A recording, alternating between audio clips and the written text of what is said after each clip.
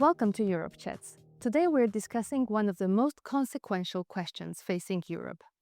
How can the European Union support Ukraine's security in the most effective way and keep momentum in the accession process? German Chancellor Friedrich Merz has recently suggested an associate form of EU membership for Ukraine that would run alongside accession negotiations and potentially deepen security cooperation even before full membership. But would such a model accelerate Ukraine's path into the European Union or risk creating a permanent waiting room? And what would it actually mean in terms of security guarantees, political participation, and the future of European integration? To explore these questions, I'm joined by one of Europe's leading scholars on EU enlargement, Professor Frank Schimmelpfennig of ETH Zurich, and Tine Karjalainen from the Finnish Institute of International Affairs, whose research focuses on European security, defense cooperation, and the EU's role in Ukraine. Both Frank and Tine are part of the Invigorate EU project funded by Horizon Europe. Hello, Frank. Hello, Tine. Hi, Mariam. Nice to see you. Frank, Chancellor Merz's proposal has been criticized as a sign that the EU may not be capable of delivering Ukraine's full membership in any realistic time frame. But supporters present this as a way of accelerating Ukraine's integration into the European Union. So, how should we understand his proposal in your view? Is this a genuine way of accelerating the accession process or a way of managing expectations? Well, I like to see it as an intermediate step that works alongside the accession negotiations. I think it's important that you also stress this is in no way supposed to replace the accession process or be seen as an end point. Yeah? But I also don't think that it will accelerate the process as such. Yeah? So. In my view, and that would be my reading, it is supposed to move the process forward after we've seen, say, quite a long time of blockage by the former Hungarian government. And also because the recent proposal by the Commission to have something like reverse enlargement was rather quickly shot down by the representatives of the member state. Mostly France, or who were these member states? That I don't know, but it was not just one country from what I from what I heard. Yeah. So here I think I think we have to be realistic. The accession process proper will take a long time for Ukraine, and so I think this is really tabled as a proposal to do something in addition in the meantime. Well, there is also a German dimension here, right? Germany has been long cautious of EU enlargement without institutional reform. So, do you think this is a way to delay enlargement before institutional changes happen? I mean, you're absolutely right. Germany is one of the more cautious member states when it comes to enlargement. The German population is also, let's say, more on the skeptical side when it comes to enlargement. So every government has to tread carefully and has to sell this well in the domestic forum. But also at the same time, Germany, of course, is one of the leading supporters of Ukraine. Yeah? And I think we need to understand the importance of institutional reform for the German side. Because, I mean, it is the biggest member state. It sees itself very much in the role of making sure the EU functions, and functions also with German leadership. And that's one of the reasons, why Germany is pushing consistently for institutional reform, like, for instance, abolishing unanimity in foreign and security policy. Although this does need unanimity as well. Yeah, sure. But I think if you have this perspective that the EU also needs to work, especially also in foreign and security policy, which has become so important when you have 30 and more member states with divergent interests, it's an understandable proposal. At the same time, of course, Germany is probably much less concerned than smaller member states about losing the veto, because given its important role, it will anyway shape decisions in some way. But overall, I don't want to speculate too much about the motivation here. I think the beauty of the proposal is that on the one hand, it gives Ukraine something in addition to what it now has, without in any way committing the member states to a very specific accession scenario. Tine, Merz's proposal would also involve extending the EU's Mutual Defense Assistance Clause, the Article 42.7, to Ukraine. But if we're honest, there is still a lot of ambiguity around what Article 42.7 would actually mean in practice, even for existing EU member states, let alone for Ukraine. So from a defense perspective, what additional security guarantees would this realistically provide beyond the support that Ukraine is already receiving? Thank you. These kind of clauses, which we also have in NATO, of course, they are ambiguous for a reason, right? So these clauses increase the threshold and for aggression, and therefore they work as deterrents, even while we don't know exactly what would happen if such an article would be activated. Now, for Ukraine, the thing is that when we consider Ukraine's membership in the European Union or NATO alike, and these articles for Ukraine, we simultaneously need to redefine what these articles means and comment on what actually happens if a member state is attacked. So therefore, this is a very sensitive issue for all member states, maybe especially for those EU members that are not part of the North Atlantic Alliance, because for them, the Article 42.7 is particularly important. My own country, Finland, was one of those before joining NATO, finding this EU's defense article very important. At the same time, the political context of all of this is, of course, that European states, especially in the current geopolitical context, are not willing, perhaps not even capable, but at least not willing of joining Ukraine in defense concretely on the Ukrainian soil, right? So when we are defining security agreements or arrangements or guarantees for Ukraine, this is the political reality where we are, right? So what we are concretely talking about is about most likely some kind of patchwork of different types of arrangements and guarantees that increase the threshold for renewed aggression by Russia in Ukraine. And this patchwork then could include the Article 42.7.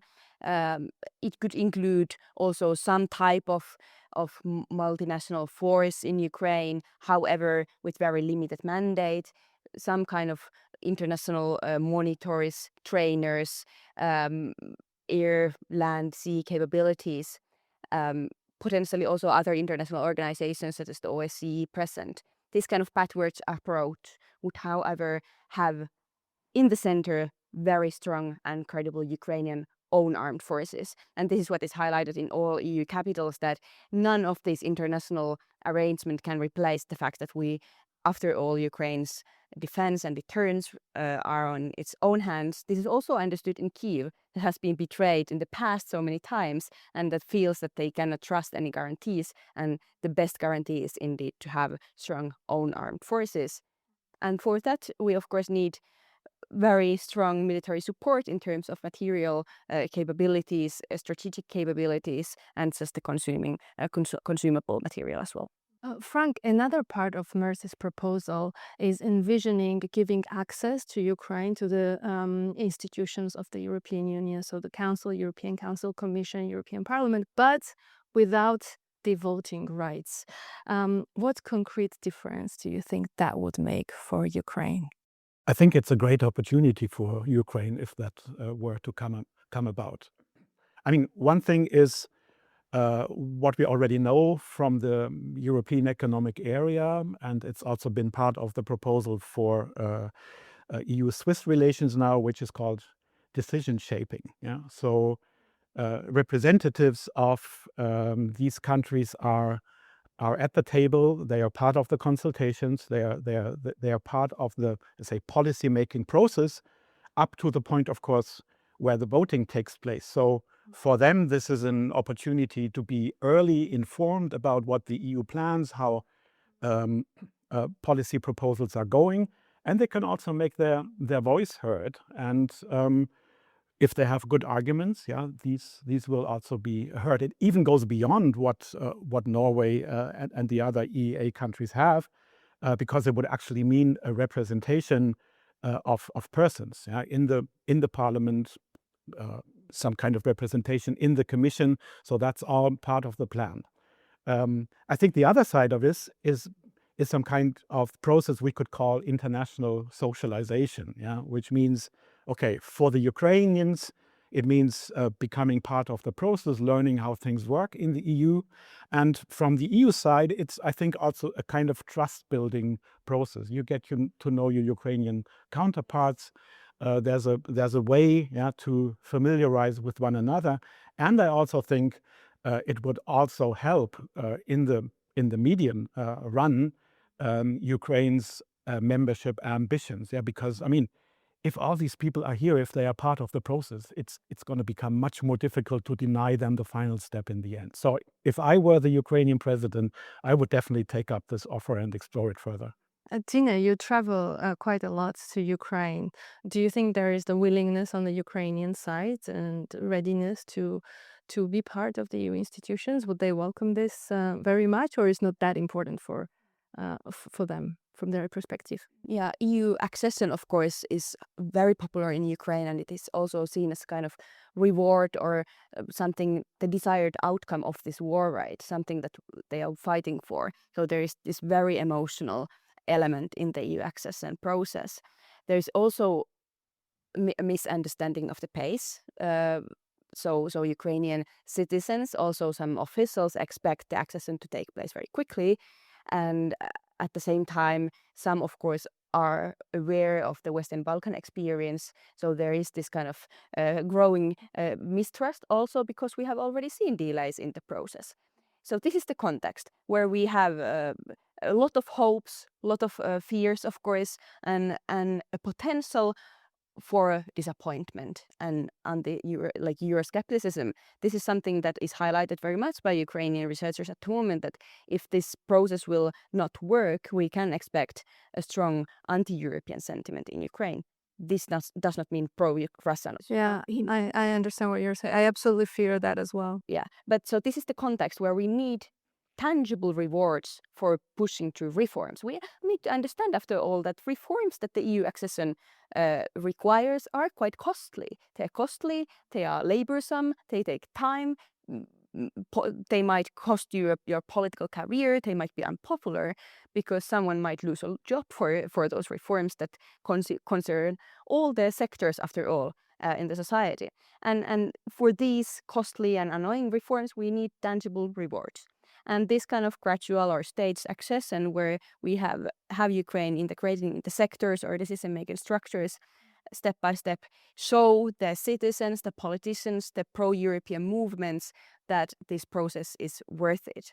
And at the same time, another kind of question for which this is the answer is that we have the EU member states that are afraid of Ukraine's accession, right? For valid reasons as well. And these member states need to be assured that this process can be managed. It's not a catastrophe for their decision making or any funding or any sectors or any of their national interests. And of course, those sectors that are most vulnerable for the growing membership, such as the unanimous decision making, in those sectors we might need to have this kind of longer phases of integration, and perhaps a bit longer period where all actors involved somehow are assured that this process works. Tina, Frank, I have a question to both of you. The proposal coming from the German Chancellor also includes this idea that of gradual integration of Ukraine into the European Union budget and other programs. So this would be a step-by-step participation that would be tied to the progress actually made in the accession process. How would this work in practice, in your view? Yeah, I think you've already touched upon this in your previous answer. And I think it's it's not a completely new and revolutionary idea. I think we've seen that in the past, and I think already the association agreement with Ukraine and the DCFTA, the free trade area, they already work along the same way. Yeah, it means okay, it's very open-ended. Yeah.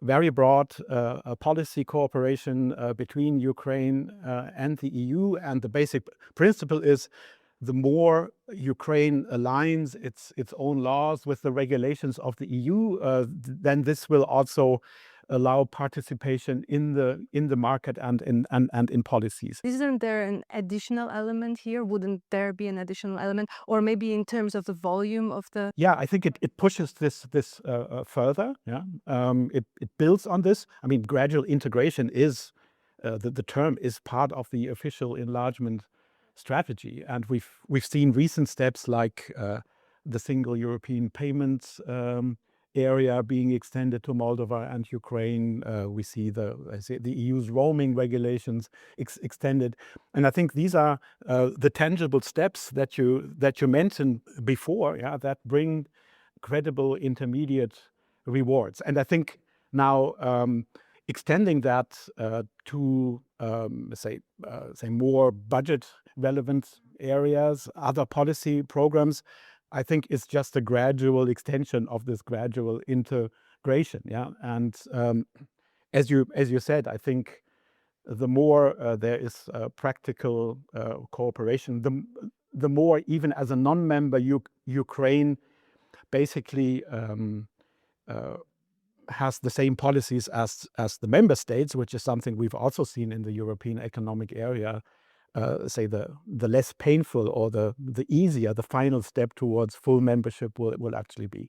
In a way, the institutional and the legal conditions for gradual integration are already there. And for instance, the revision of the enlargement policy years ago already like advanced this approach. Now it's about also implementing and also maybe finding the concrete areas where we don't want to see advanced integration.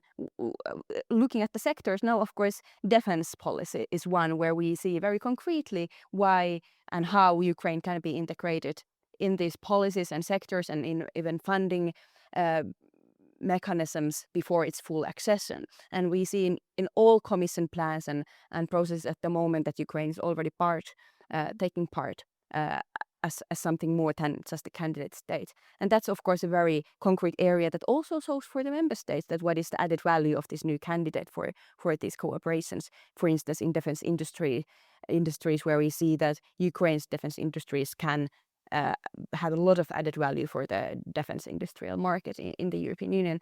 And of course, all of this is part of then the wider differentiation in the European Union, where we see the willing and capable member states deepening their integration in some sectors and areas, and others perhaps waiting for a moment, joining later, and then hopefully all these forms of differentiation and flexibility, where some states move first and others follow, are only bridges towards then more unified integration in the future. Also, Ukraine joining all the sectors and all the areas of integrated cooperation later on. But this is a way to move forward at the moment when we have sensitivities in some sectors.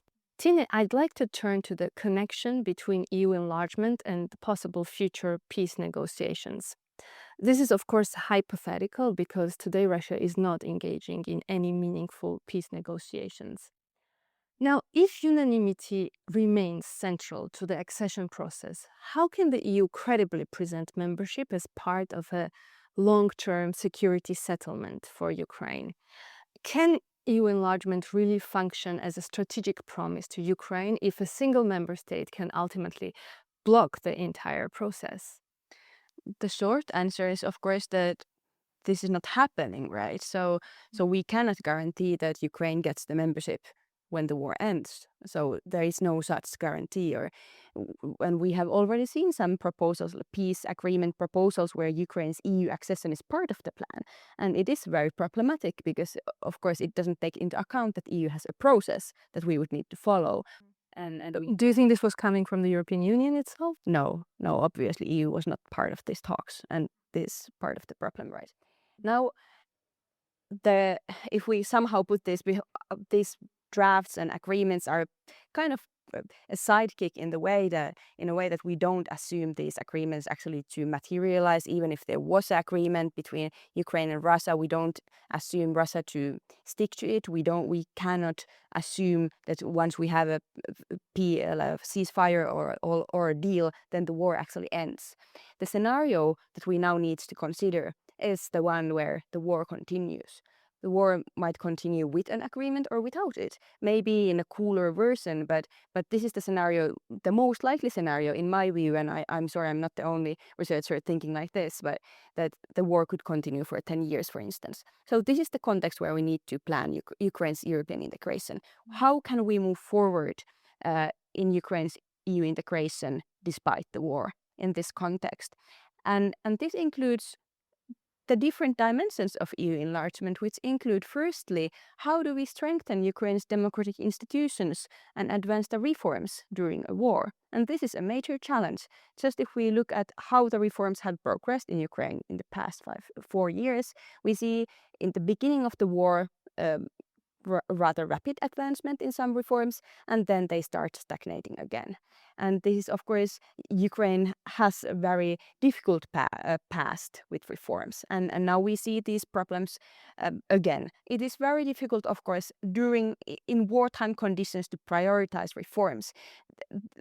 The centralization of power, for instance, that we see in Ukraine is there for a reason. It also meets the wartime requirements, but it is a problem for democratization. After all, the country is still part of still in the midst of a democratic transition. So we need to think of how do we support Ukraine in this context where it is still a vulnerable democracy without full rule of law and strong democratic institutions, where some political or actually democratic political processes have stopped for the duration of the war. If we don't have any elections in Ukraine for 10 years, no accountability for the decision makers, this is a problem for the EU accession process. And now I'm not calling for presidential elections similarly as Russian or the US political leadership. I'm just saying that currently the war is a problem only just for the reforms. And then we have also all the other problems that deal with the EU's those member states who think that we cannot take a country in if it doesn't control its borders, or if there's a risk of a war, or if there's occupation, and or all the other problems that we have. Yeah, I'm struggling to find a little bit the solution from this. Yeah, okay, that's right. I was describing the problem. So if we now think of the solution, I think we have already discussed this gradual approach to enlargement, which is part of offering an institutional solution, which is a key, right? No coalition of willing can offer institutional accession for Ukraine. That's what institutions can do. That's why we need the European Union here, right? The European Union is also the one actor that actually has the membership carrot that can incentivize reforms. That has been a problem in Ukraine in the past, that there is no incentive for reforms. Then we can also think of perhaps more political ways, thinking of those good experiences that we have had when, for instance, the European Commission and Ukrainian civil societies have worked more closely together to push certain positive developments that strengthen democracy in the country. This is something I think we need to look into, this kind of positive experiences at the moment. Then, of course, we have a number of member states that have recently gone through the same process, especially the Central and Eastern European countries, that some of them come, of course, from a very similar background as Ukraine in terms of state structures and legislation, for instance. And those countries are already, of course, playing a key role as kind of advisors and maybe perhaps even role models in these processes. But all of this, again, points to a situation where we need perhaps a patchwork of solutions and a lot of political will and clarity about the problem, because my fear is that currently we just trust the process. We think that this existing enlargement policy and method as it is will lead to Ukraine's EU accession, but this is not the case, right? We need a range of creative solutions at the moment in order to support Ukraine in this very difficult situation. Frank, in our recent Invigorate EU podcast discussion, we touched on the fact that the EU treaties themselves do not actually require unanimity at every stage of accession negotiations, only for the final accession treaty. So, was it a political mistake for the EU and the member states to design Ukraine's negotiating framework in such a unanimity heavy way from the beginning? And most importantly, could this still be remedied? I mean, this has not been introduced specifically for the negotiations with Ukraine, but it goes back before that, and it reflects this period that we had before, where many members were quite skeptical of any further enlargement and had their bilateral issues and wanted to be able to control and stop the process at any moment. And it's just that this practice, it's just a practice, has been carried over to the current negotiations. And of course, it makes them slower and more cumbersome than it would be needed. The issue is, as always, when the EU has decided to introduce unanimity, it also needs unanimity to undo it again. So we would again need a unanimous decision of the member states to say go back to what the treaty prescribes. Because it has become sort of a customary law, or and I think it is. would such a formal I think it would require another formal vote, and I don't see the appetite for it. I think there are too many member states that still like this idea, being able to review and, if need be, stop, and also enter additional conditions at any time in the process. So I don't see that this is politically feasible at the moment. And we should not forget that at the very end, there is always going to be a unanimous decision, when it's about, let's say, the drafting of the accession treaty, and then, of course, it needs ratification. So, I mean, to put a positive spin on this, maybe it's not so bad if member states that have issues can bring them in early and signal early that they have an issue, rather than at the end of the very negotiations using their veto at this point. But what does that say about the credibility of the accession process, especially in the case of Ukraine? It's so important to be sure on the side of the European Union that if all goes well on the Ukrainian side, EU is not going to prevaricate. Yeah, I think it's not just in the case of Ukraine. It's a major stumbling block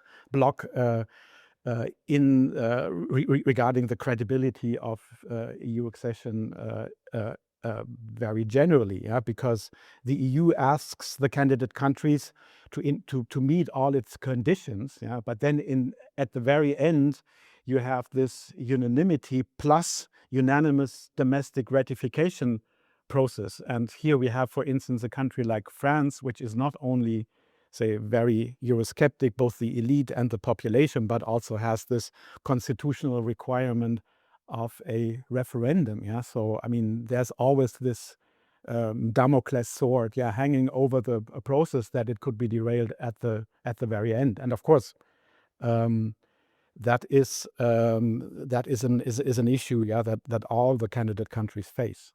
Tina, I'll turn to you with a question that I wanted to ask for a very long time. Does Ukraine, in your view, receive enough military and financial support from the European Union to ensure its long-term survival as a state, which is obviously a precondition for EU accession? And how do you assess the effects of Europe's gradual, I would call it incremental approach to military aid and to the sanctions on the dynamics of the war? Right. So the starting point is, of course, that Russia is able to have a very asymmetric war with Ukraine, Russia being in a very superior position.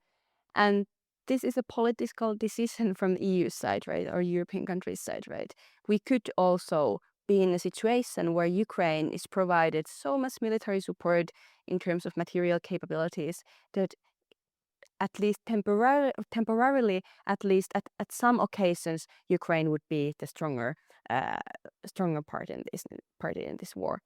Now, this is of course a simplistic picture. At the same time, we have also manpower issues in Ukraine, and the war is like it's a very difficult animal to even explain, in the sense that there would be a stronger side and a weaker side. What I'm highlighting is that the level of support is of course a political decision where we balance between the different objectives that we also have at the same time.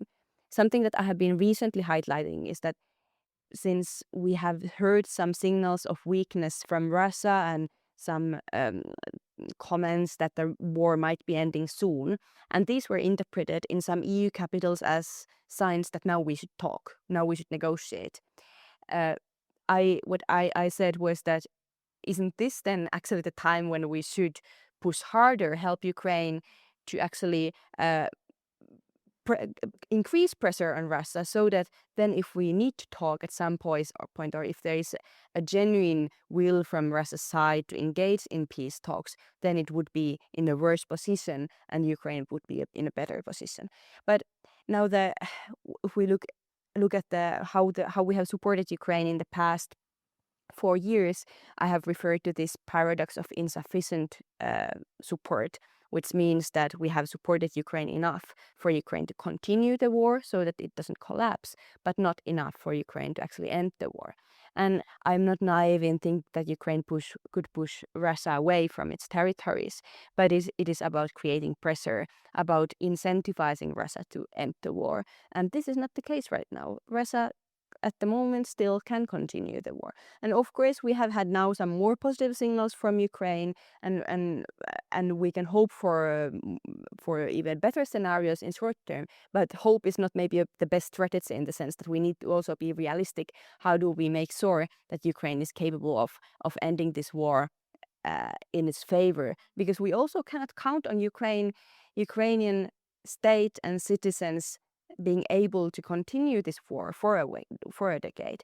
This is also very quite cheap for the rest of the Europe, in the sense that it is only Ukraine that is fighting this war. And I think sometimes maybe I come from a country that is close to Russia, and there of course we also do understand that when the war in Ukraine ends, there is a risk of the war moving elsewhere. So we need to be very open and transparent when we discuss this, what is enough investment, so that we don't just end up in a situation where Ukraine is in the case of war and just kept alive, but not able to actually become an independent country, in the sense that it also can actually freely develop and integrate in the European Union, for instance. Well, I'd like to end on a forward-looking note. If you could make one concrete policy wish, one decision, one strategic shift, one political commitment that could genuinely improve Ukraine's chances of prevailing in this war and securing its European future, what would that be? Well, I think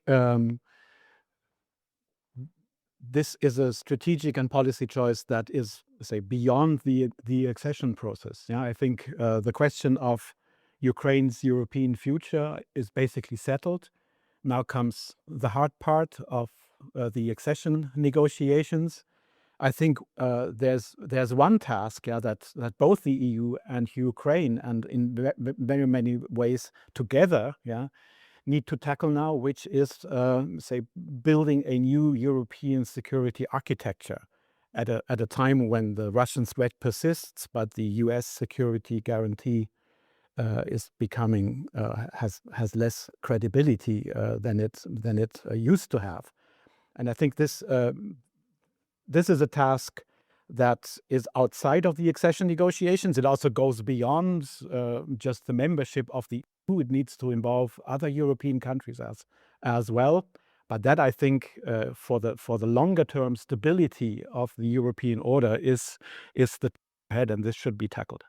We still are in a situation where Europe and Ukraine cannot produce all the material that Ukraine needs in this war. So unfortunately, if I could take one decision, I would take it in Washington, which would be that to provide Ukraine that material that it cannot produce or get from its European partners, and that's of course some critical air defense capabilities, and of course the intelligence support as well is something that Ukraine will need. And it is a very unfortunate situation where currently European states need to balance in between making sure that these capabilities continue flowing from the US to Ukraine, while they also need to at the same time navigate their own very difficult transatlantic relations concerning Greenland, NATO, or the war in the Middle East, for instance. So this is a very difficult puzzle at the moment, where we can also imagine situations where European states need to make choices between national interest that could even concern defense or their own national security priorities, and then the flow of support from the US to Ukraine. And this is something I think where we need to pay a lot of attention in the upcoming months and years to ensure that Ukraine is not sacrificed, to say, in this broader transatlantic crisis. Frank, Tina, thank you very much for this insight. It was really a pleasure to host you on Europe Chats today. And thank you all for watching. For more talks on EU enlargement, please follow our newly produced podcast series, Invigorate EU Talks. See you next time.